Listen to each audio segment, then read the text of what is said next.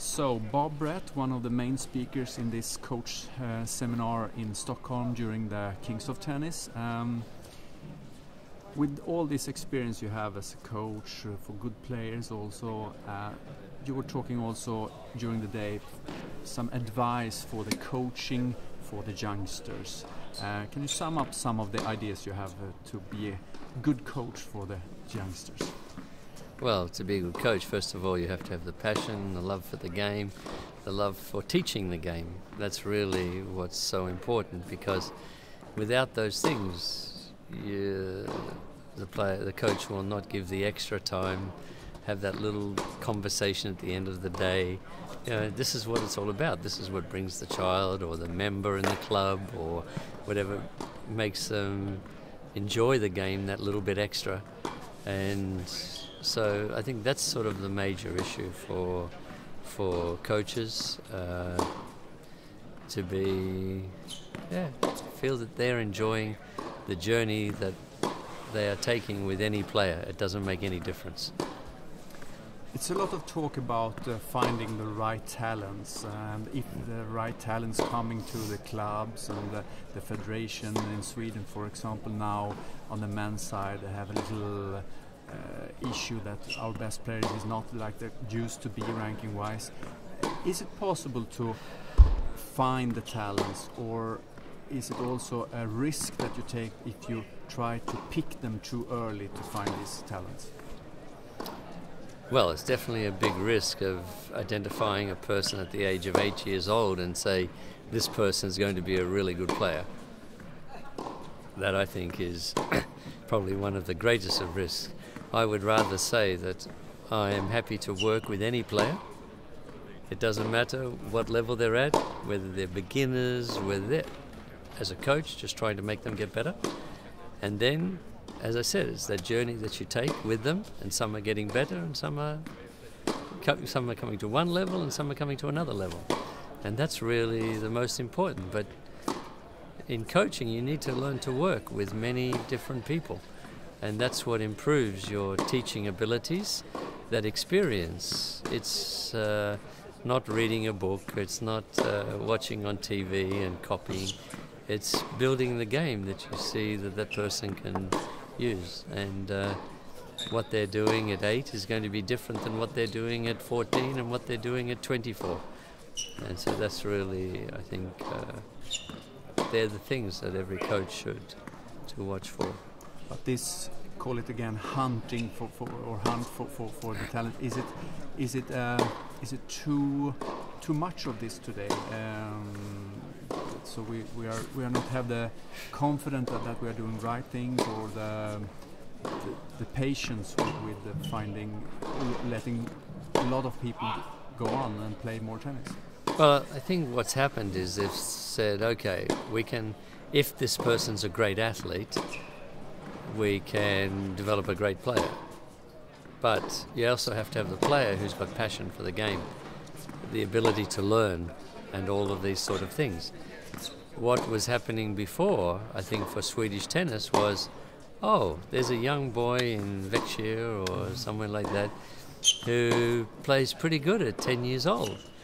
And that's it. But it wasn't sort of then having some special program or special funding that this player, so for a player like Mats, for example, and, with Team Sieb, they were very fortunate to have that opportunity to move up.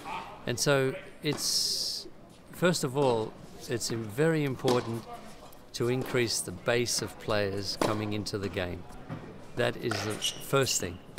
The second thing that's really important is that those players stay in the game longer and are not stopping at the age of 12, 13, 14, 15, 16.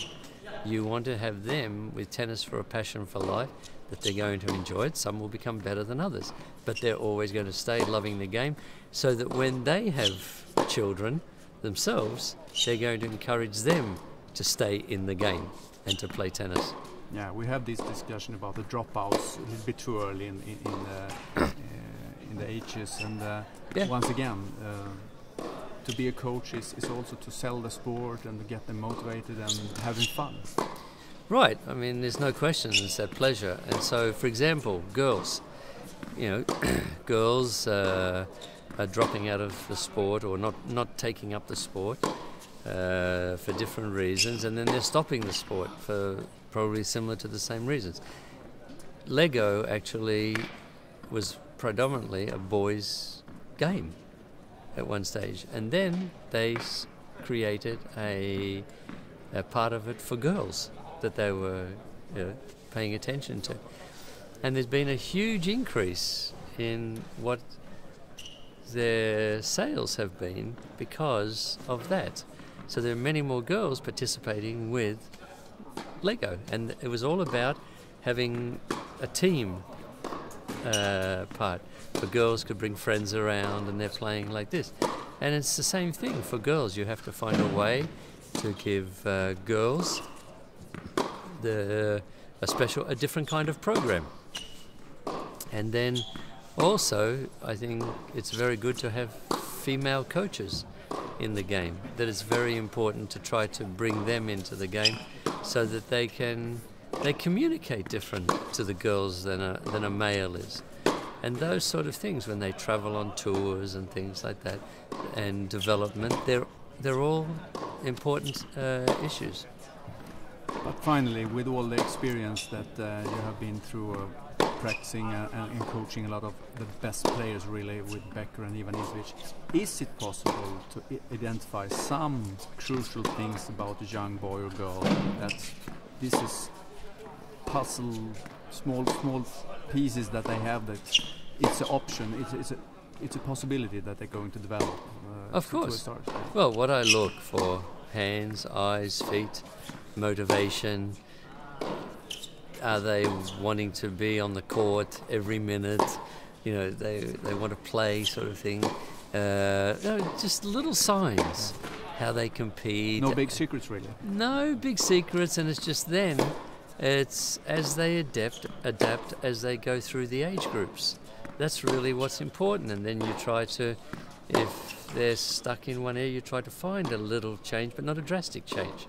And so just trying to